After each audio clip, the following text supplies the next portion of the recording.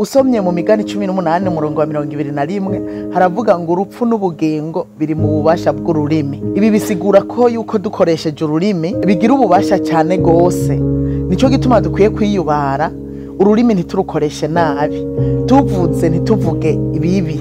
Ntidukoreshe ururimi tuvuga bibi kuko duca twikwegera urupfu, ariko turukoresheje tuvuga vyiza twikwegera ubugingo, tuba twiriko turashimangira twinjira mu bugingo. Ururimi rufise ububasha bwo kubaka, rukagira n'ububasha bwo gusambura. Ururimi Yakobo niwe yanditse, usomye muri kiriya gice cya 3 aravuga ati n'urugingo rutoya ariko rukirarira ibikomeye.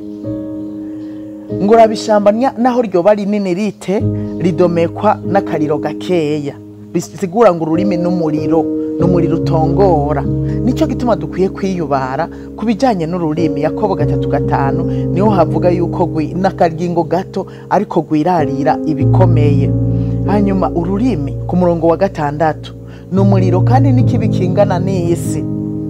Ururimi rwashizwe mu ngingo zacu, ruhumanya umubiri wose, rudomeka ukubaho kwacu kose.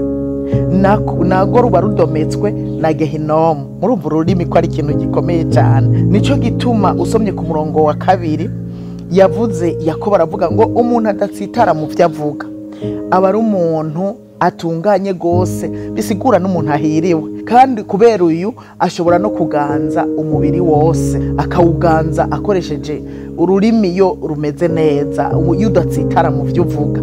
Uko aha ku murongo wa 6 hatubwiye yuko rudomeka ukubaho kwacu kose, rudomeka umuntu wese.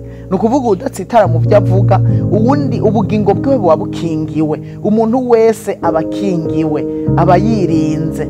Nuko rero ururimi ni ikintu kigoye cyane. Umwanditsi w'imigani yaravuze ngo mwisinzi ry'amajambo ntihaburamo gucumura. Nukuvuga uru rurimi iyo turiko turaruvugisha, uretse kuvuga vyiza cyangwa kuvuga bibi, no kuvuga menshi ni bibi cyane. Kubera kuvuga menshi naho nyene ngo ntihaburamwo gucumura. Bisigura yuko uru rurimi dukwiye kuruvugisha make, twige kuvuga amajambo make. Burya abantu bavuga amajambo make n'abahirwe kuko birabarinda gucumura. Yakobo yaravuze ngo kwigisha ntitukavyihutire.